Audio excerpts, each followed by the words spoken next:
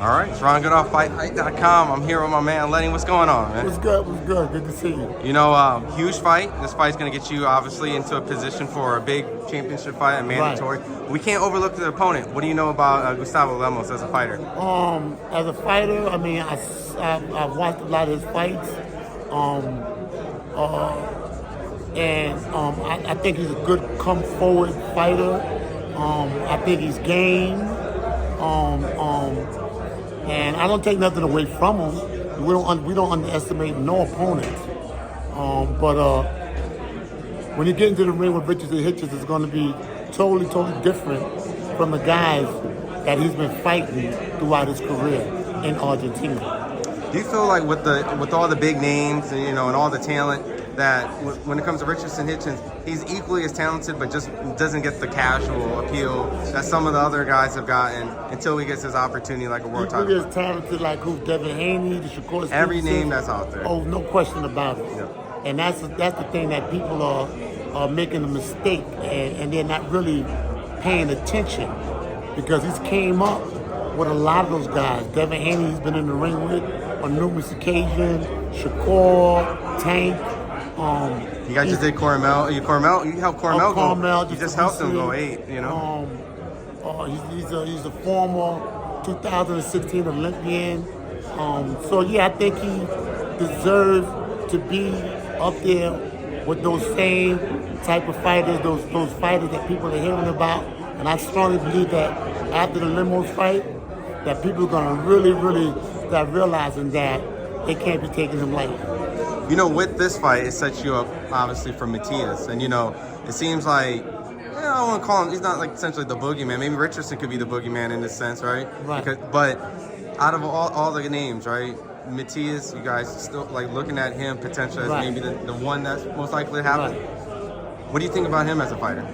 What I think about Matias as a fighter, I think he's a good fighter. I think that he also makes a lot of mistakes as a fighter. He brings good pressure. He's the volume puncher, and but he has what they call chinks in his armor. Mm-hmm. I don't want to talk about the chinks now. No, because I want to capitalize on. Show the chinks from the fight. But he have a lot of good attributes, which would make a good fight, possibly in the future, with Richardson Hitchins and Matias. Do you think after a performance like this, it's almost like you're sending a warning in this fight, right, to Matias? Do you feel that will be the case? Like, after he sees it, you think he's going to be like, yeah, bring on my mandatory, or? Well, I think that he's going to really have to pay attention and realize that if that is a possibility that he would fight Richardson Hitchins, that he's going to realize that it's not going to be like all his past events that he had with these other fighters. He's going to realize that he really, had to bring his A game. With the Zepeda fight, strangely enough, there was criticism because I guess people have mentioned that, I don't know if you heard, like maybe they claimed that it was boring, but it was a pure 12-round dominance. It wasn't competitive like the Regis fight when Regis and him went back and forth. Right. Do you feel that's fair that because you guys had such a dominant performance, that you guys got, quote, criticism from that? I mean, you're going to get criticism. All fighters are going to get criticism in some type of form of fashion after they complete a fight. However, the reason why we may have gotten the criticism is because fight fans like to see action-packed fights. So as a result of that, they don't understand how boxing really is when it comes to the pure technique and the technicality of boxing. When you find guys like Richardson Hitchins, and you see them dispatch of people in the way that he takes them out, they have to understand that they're dealing with a technician. Yeah. You're dealing with a technician in the sport of boxing.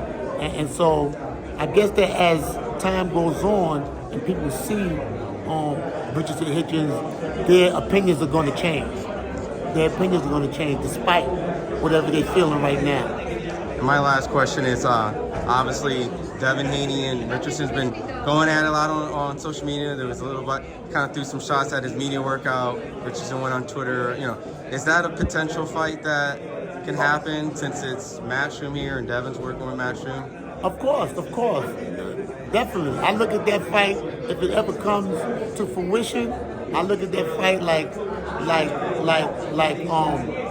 Mike McCullen and was it James Toney, I believe it was? Oh, damn. It was Mike McCullen. I believe it was James Toney. Okay. Which was an excellent fight. It was a very skillful fight. You know what I'm saying? And so if that fight comes to fruition, the Devin Haney and the Richardson Hitchins, it's going to be like a flashback. And people are really, really going to enjoy it. Do you feel they're similar in somewhat of a style? They're different entirely, but in close proximity, because I've seen a meme where, have you seen the Spider-Man pointing at Spider-Man? And some of the fans have compared because of their high technical boxing IQ and their ability to make those type of adjustments. Do you feel like when they face each other, it would be a very high technical box, or maybe like a little brawl at certain pockets? Because I think you're going to see a lot of ring savvy. I think you're going to see a high technical boxing match between the two. And it's going to be something the fans is going to enjoy. Yeah. You know what I'm saying? So we welcome it. Yeah. And you guys, and they've sparred multiple times in the past before, so for sure. This time it's time to get paid for it, right? Exactly. That's what I'm trying to tell you. Right. If people would have saw it back then, they would have said, man, that fight need to be on pay-per-view. Yeah. That sparring session. And my last question with the whole IBF rehydration, you know, obviously the 10-pound. How's the weight? Everything been good with Richardson in this? Oh, his weight is good. He's making weight very, very easy right now. We really don't have problems too much when it comes to him making weight.